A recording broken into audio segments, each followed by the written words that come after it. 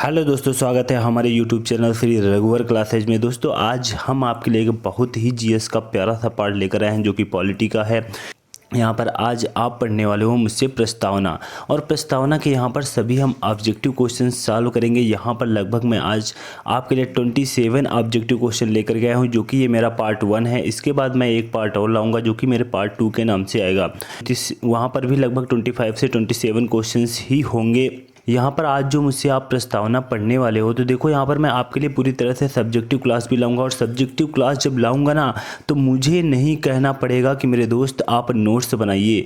आप अपने आप अपना पेन और नोटबुक उठाओगे, नोट्स बनाने लगोगे। तो यहाँ पर देखो मैं आपके लिए ऑब्जेक्टिव क्वेश्चंस ला रहा हूँ। उसके बाद बहुत ही जल्दी मेरी सब्जेक्टिव क्वेश्चंस की भी श्रृंखला शुरू होने वाली है। तो यहाँ पर देखो बहुत ही प्यारे 27 क्वेश्चन है जिनको आप लोग सॉल्व करोगे। और उसके बाद नीचे कमेंट बॉक्स में छाप देना, सर मैंने आज जो अपनी प्रस्तावना अभी तक मैंने पढ़ी थी और उस पढ़ने की वजह से मैं आपके 27 क्वेश्चंस में से कितने क्वेश्चंस का आंसर बिल्कुल सही दे पाया हूं। तो यहाँ पर देखो ऑब्जेक्टिव क्वेश्चन स्टार्ट करने से पहले मैं आपको बता दूं, यहाँ पर मैंने बहुत कुछ पॉइंट नहीं लिख रखे हैं। केवल मैंने अपने भारतीय संविधान की जो प्रस्तावना है, जो भारतीय संविधान की प्रस्तावना एक बच्चे के मुख पर रटी होनी चाहिए, क्योंकि इतनी सुंदर और अच्छी प्रस्तावना है। तो मैंने केवल प्रस्तावना ही इसमें लिख रखी है, जिन शब्दों को आप भी अपनी ज़बान पर रट के रखना। तो थोड़ा सा हम अपनी भारत की संविधान की प्रस्तावना को पढ़ लेते हैं, जिसमें ऐसे शब्दों का प्रयोग किया गया है जिनमें मणि समान शब्दों का प्रयोग किया गया है। अब देखो वो कौन से ऐसे शब्द हैं। हमारे भारत की संविधान की प्रस्तावना देखो स्टार्ट होती है, जैसे कि हमारा यहाँ पर पहला पॉइंट दिया हुआ है, हम भारत के लोग। हम एक एक पॉइंट को बहुत ही अच्छी तरीके से पढ़ना और उसको समझते हुए आगे बढ़ना बहुत आपको अच्छा लगेगा। वाकई में प्रस्तावना की इन शब्दों का प्रयोग जिन्होंने भी किया है, वाकई में ऐसे शब्दों का प्रयोग हम उनकी जितनी भी तारीफ करें कम है। जैसे कि यहाँ पर देखो एक एक शब्द को बहुत ही गौर से पढ़ना और थोड़ा सा उनको समझने का प्रयास करना कि किस लिए हमारी ये भारत की संविधान की प्रस्तावना लिखी गई है, आखिर लिखने का मतलब क्या रहा है। जैसे कि यहाँ पर देखो लिखा हुआ है, हम भारत के लोग भारत को एक संपूर्ण प्रभुत्व संपन्न समाजवादी लोकतंत्रात्मक गणराज्य बनाने के लिए, क्या लिखा है, हम भारत के लोग भारत को एक संपूर्ण प्रभुत्व संपन्न समाजवादी लोकतंत्रात्मक गणराज्य बनाने के लिए तथा उसके समस्त नागरिकों को सामाजिक, आर्थिक और राजनीतिक न्याय,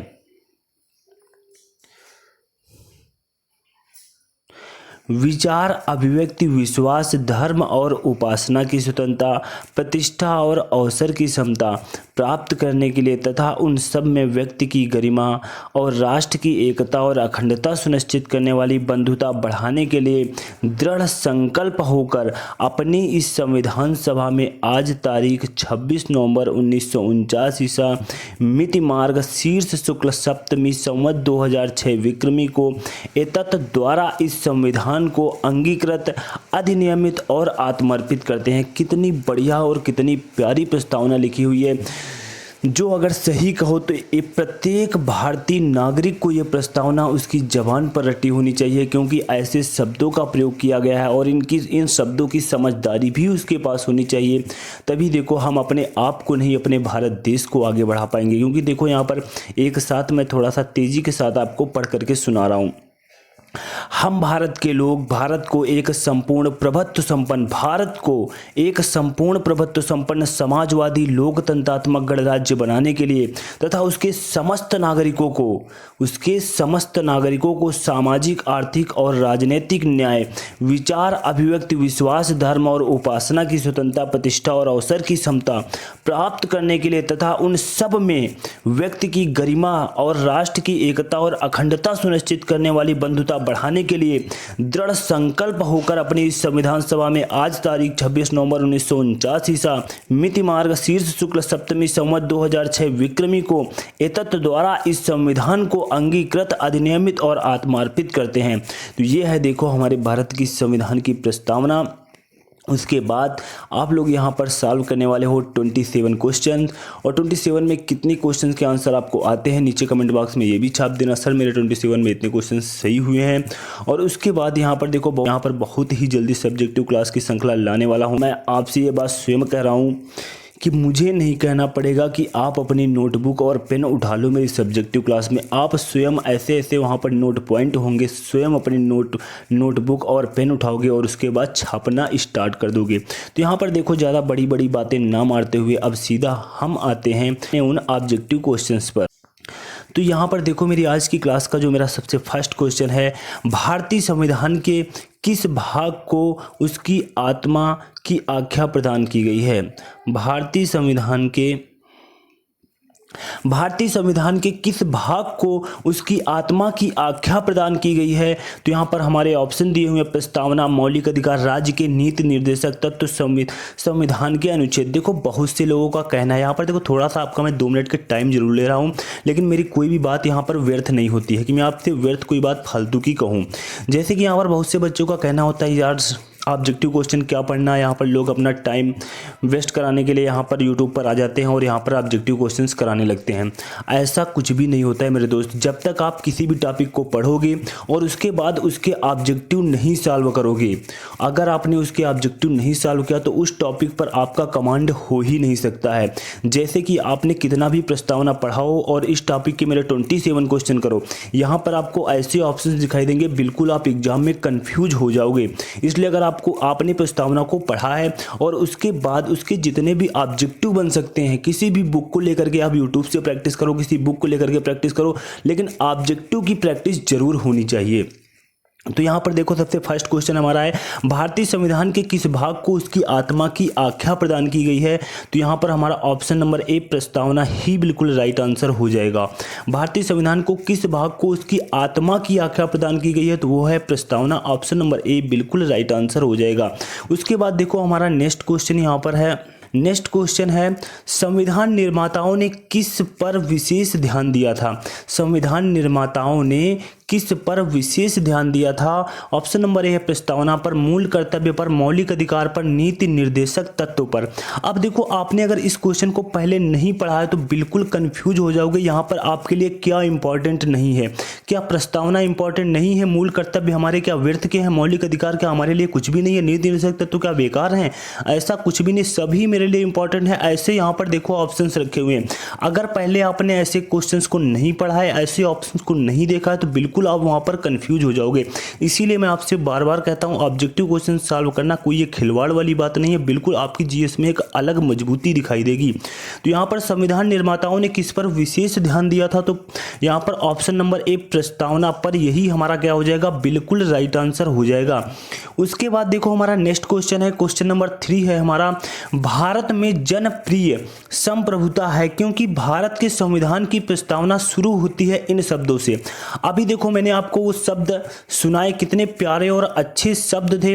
हम भारत के लोग भारत को एक संपूर्ण प्रभुत्व संपन्न समाजवादी लोकतंत्रात्मक गणराज्य बनाने के लिए, ऐसे शब्दों से हमारी प्रस्तावना स्टार्ट हुई थी। अब यहाँ पर देखो, उन्हीं शब्दों को लेकर के एक क्वेश्चन आपसे पूछा गया, भारत में जनप्रिय संप्रभुता है क्योंकि भारत के संविधान की प्रस्तावना शुरू होती है इन शब्दों से। कौन से शब्दों से भारत की संविधान की प्रस्तावना शुरू होती है? तो वो है ऑप्शन नंबर डी, हम भारत के लोग। अभी आप पीछे पढ़ के आए हो, हम भारत के लोग। ऑप्शन नंबर डी क्या हो जाएगा? बिल्कुल राइट आंसर हो जाएगा। उसके बाद देखो, हमारा नेक्स्ट क्वेश्चन है, भारत को गणतंत्र क्यों कहा जाता है? अब देखो, भारत को गणतंत्र क्यों कहा जाता है?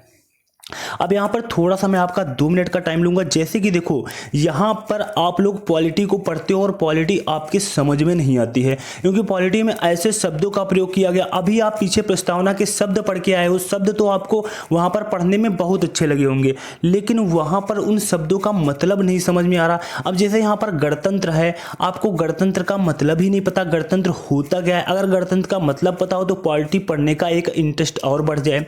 यहाँ पर आप पढ़ लेते हो, रट लेते हो, लेकिन यहाँ पर जब मैं सब्जेक्टिव क्लास लेकर के आऊंगा, एक एक शब्द का यहाँ पर पूरी कोशिश करूंगा कि एक एक शब्द का मैं आपको उसका मतलब बताऊं। जैसे कि गणतंत्र क्या होता है, गणतंत्रात्मक क्या होता है, लोकतंत्र क्या होता है, समाजवाद क्या होता है, इन सारी बातों को सबसे पहले बताऊंगा। उसके बाद पॉलिटी के आप यहाँ पर जब टॉपिक पढ़ोगे बहुत ही अच्छा लगेगा।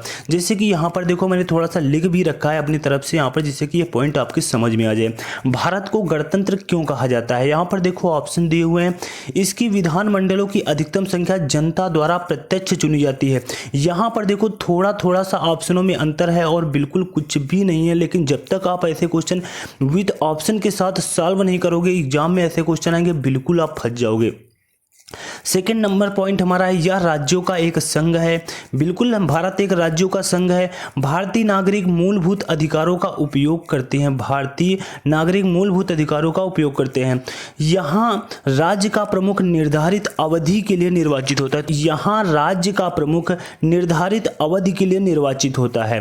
तो ऑप्शन नंबर डी बिल्कुल राइट आंसर हो जाएगा। अभी देखो आपको जो मैं नीचे गणतंत्र शब्द का मतलब ये जो मैंने लिख रखा है नोट पॉइंट में, बिल्कुल यहाँ पर आप देखोगे तब आपकी समझ में आ जाएगा।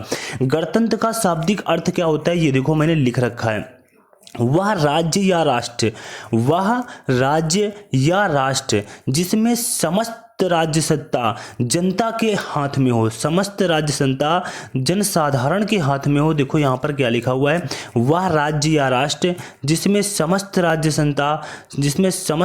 सत्ता जनसाधारण के हाथ में हो और वे सामूहिक रूप से या अपने निर्वाचित प्रतिनिधियों के द्वारा शासन और न्याय का विधान करते हो।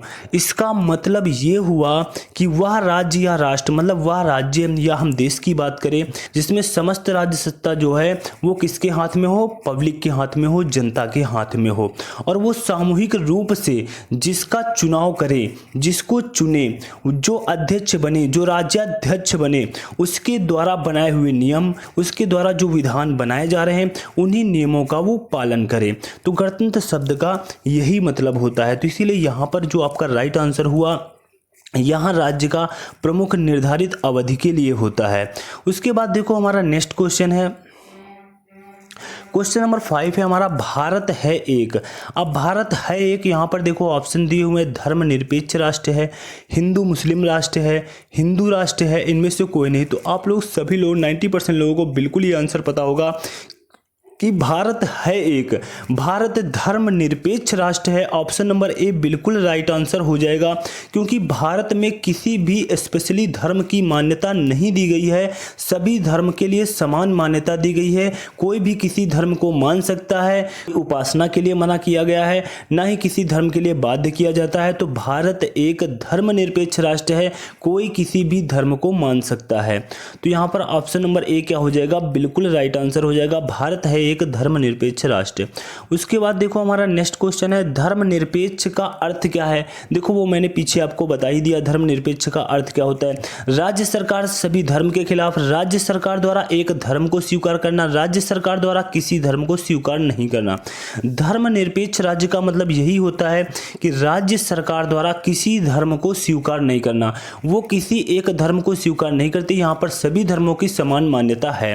तो ऑप्शन नंबर सी क्या हो जाएगा, बिल्कुल राइट आंसर हो जाएगा। यहां पर देखो पॉलिटी में कुछ जगह राज्य शब्द का प्रयोग होता है, राज्य सरकार का मतलब होता है, तो यहां पर और यहां पर कहीं कहीं केवल राज्य शब्द का ही प्रयोग कर दिया जाता है।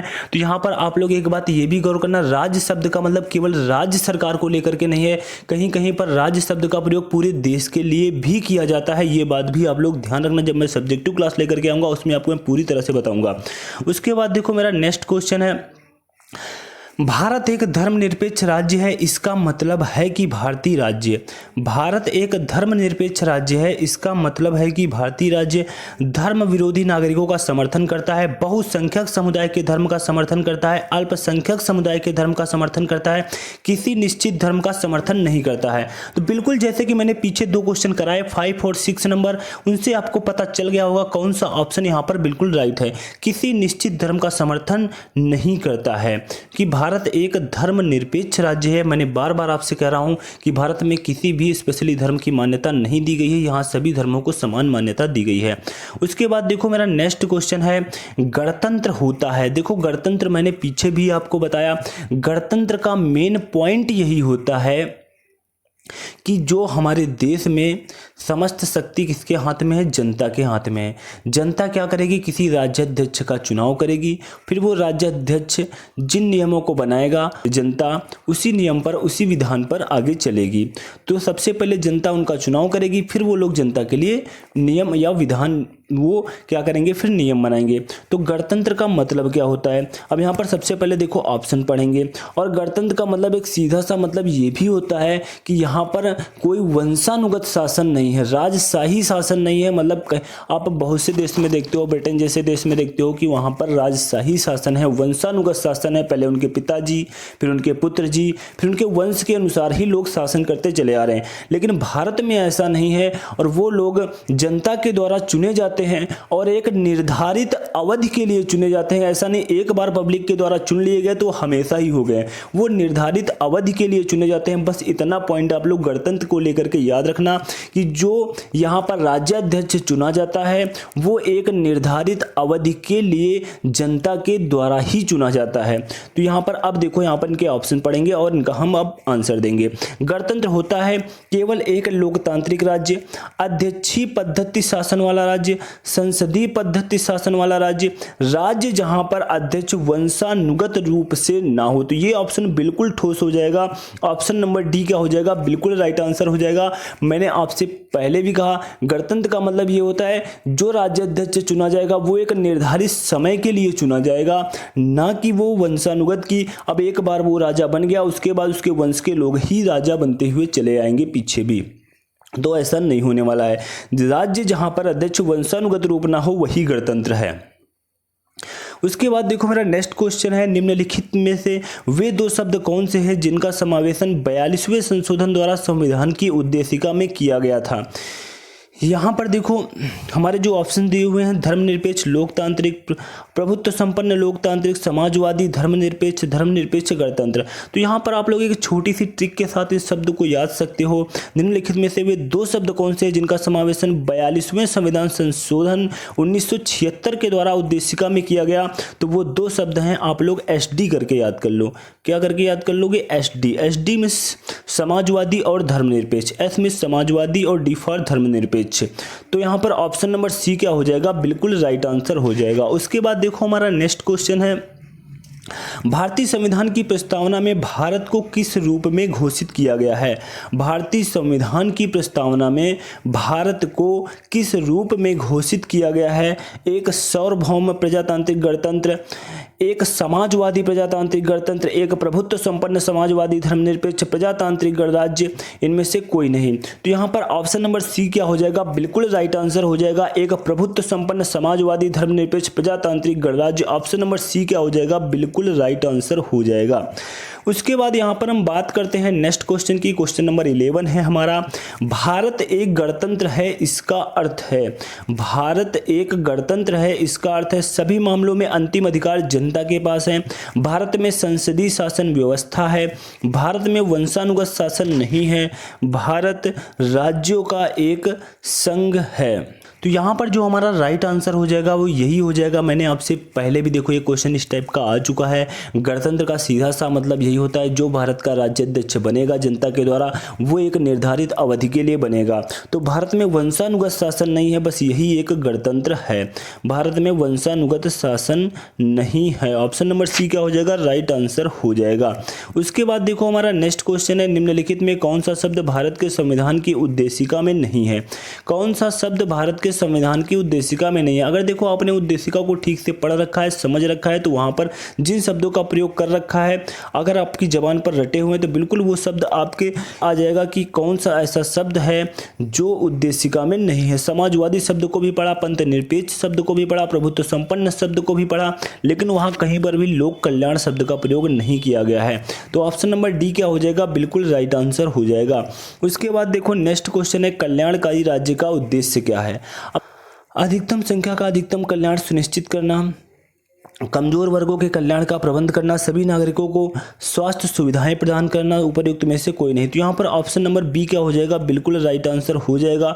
कमजोर वर्गों के कल्याण का प्रबंध करना, कमजोर वर्गों के कल्याण का प्रबंध करना, यही हो जाएगा कल्याणकारी राज्य का उद्देश्य, कमजोर वर्गों के कल्याण का प्रबंध करना। उसके बाद देखो हमारा नेक्स्ट क्वेश्चन है, भारत को एक गणराज्य मुख्य रूप से माना जाता है क्योंकि राज्याध्यक्ष का चुनाव होता है, उसे 15 अगस्त 1947 को स्वतंत्रता मिली थी, उसका अपना लिखित संविधान है, उसकी सरकार संसदीय प्रणाली के अनुसार है। अब देखो, भारत को एक गणराज्य मुख्य रूप से माना जाता है। यहाँ पर कौन सा ऐसा कारण हो जाता है कि जो भारत को एक गणराज्य मुख्य रूप से माना जाता है? उसमें कौन कौन से कारण हैं? राज्याध्यक्ष का चुनाव होता है, क्या एक ये कारण हो सकता है? नहीं। यहाँ पर देखो, उसे 15 अगस्त 1947 को स्वतंत्रता मिली थी, क्या ये कारण हो सकता है? उसका अपना लिखित संविधान है, क्या ये कारण हो सकता है? उसकी सरकार संसदीय प्रणाली के अनुसार है, क्या ये कारण हो सकता है? तो यहाँ पर ऑप्शन नंबर ए क्या हो जाएगा? बिल्कुल राइट आंसर हो जाएगा। राज्याध्यक्ष का चुनाव होता है, यही गणराज्य का मुख्य रूप से कारण है। भारत को एक गणराज्य मुख्य रूप से माना जाता है क्योंकि यहाँ पर एक राज्याध्यक्ष का चुनाव होता है, वो भी पब्लिक के द्वारा एक निर्धारित समय के लिए चुनाव होता है, राज्य मुख्य रूप से माना जाता है। उसके बाद देखो, मेरा नेक्स्ट क्वेश्चन है, क्वेश्चन नंबर 15 है, भारतीय संविधान की प्रस्तावना की सिलसिले में निम्नलिखित में से कौन सा क्रम सही है? अब यहाँ पर देखो, थोड़ा सा आपको यहाँ पर कोई ट्रिक से याद कर सकते हो या आप अल्फ़ाबेट आसानी के साथ बना सकते हो, उससे यहाँ पर इन शब्दों का बिल्कुल सही से क्रम आपको याद रहे। जैसे कि यहाँ पर देखो दिया हुआ, यहाँ पर आपका जो राइट आंसर हो जाएगा वो हो जाएगा ऑप्शन नंबर डी। यहाँ पर ऑप्शन नंबर डी देखो क्या दिया हुआ है, सार्वभौम।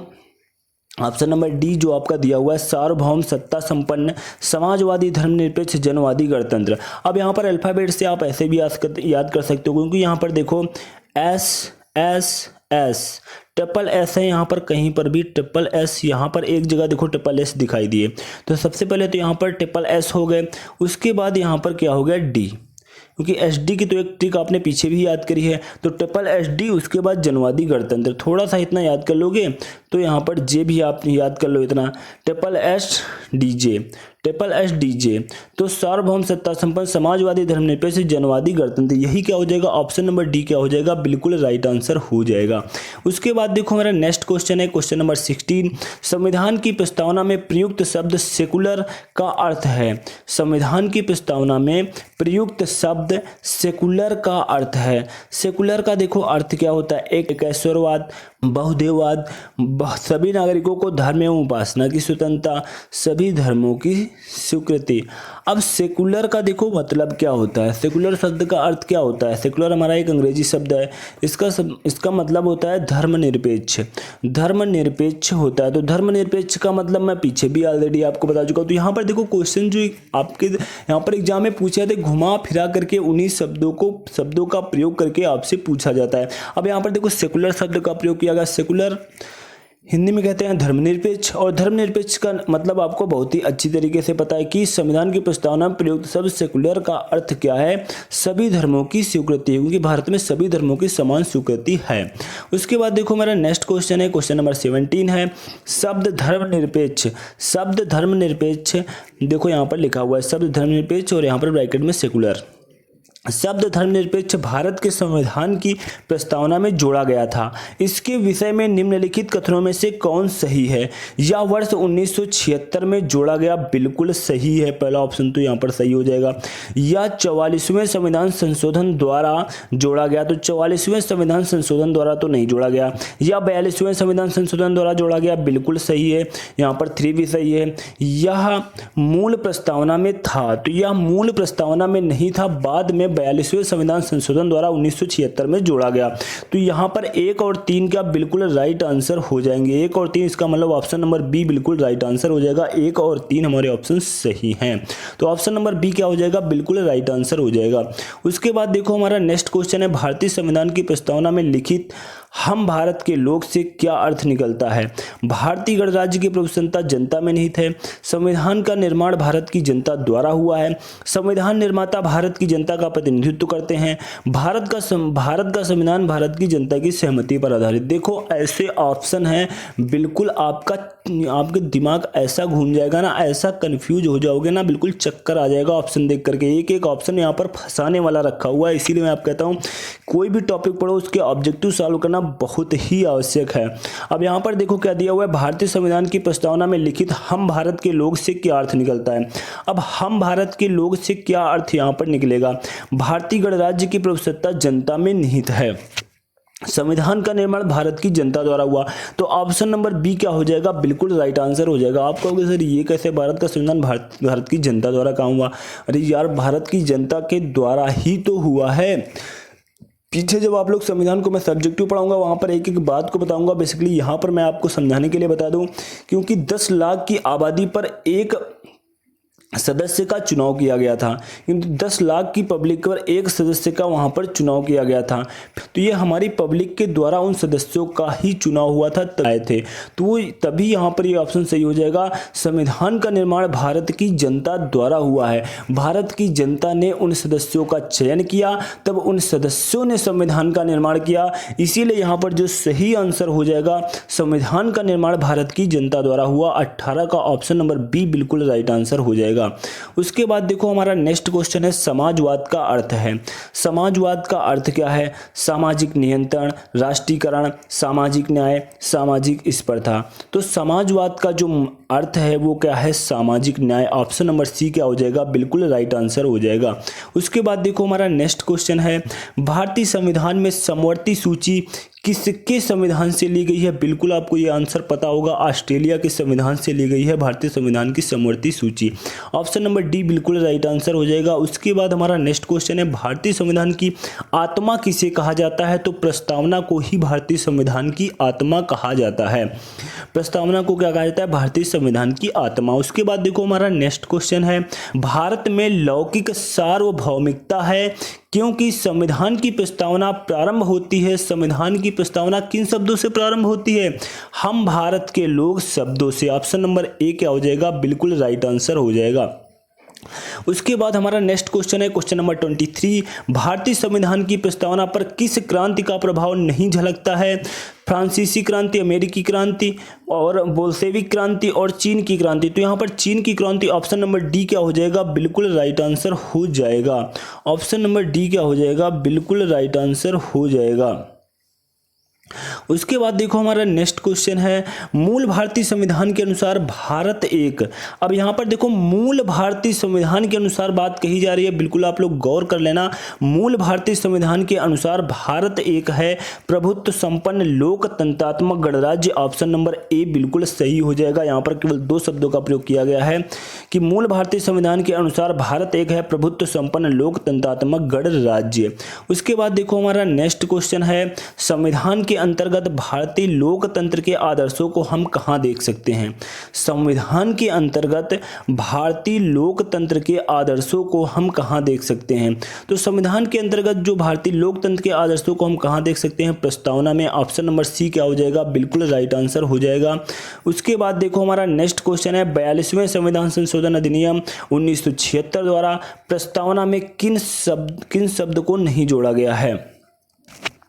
यहाँ पर देखो क्या दिया हुआ है, 42वें संविधान संशोधन अधिनियम 1976 द्वारा प्रस्तावना में किस शब्द को नहीं जोड़ा गया है? देखो धर्मनिरपेक्ष शब्द को जोड़ा गया, समाजवादी शब्द को जोड़ा गया, एकता और अखंडता जैसे शब्द को जोड़ा गया, लेकिन यहाँ पर गुटनिरपेक्ष को नहीं जोड़ा गया। ऑप्शन नंबर सी क्या हो जाएगा? बिल्कुल राइट आंसर हो जाएगा।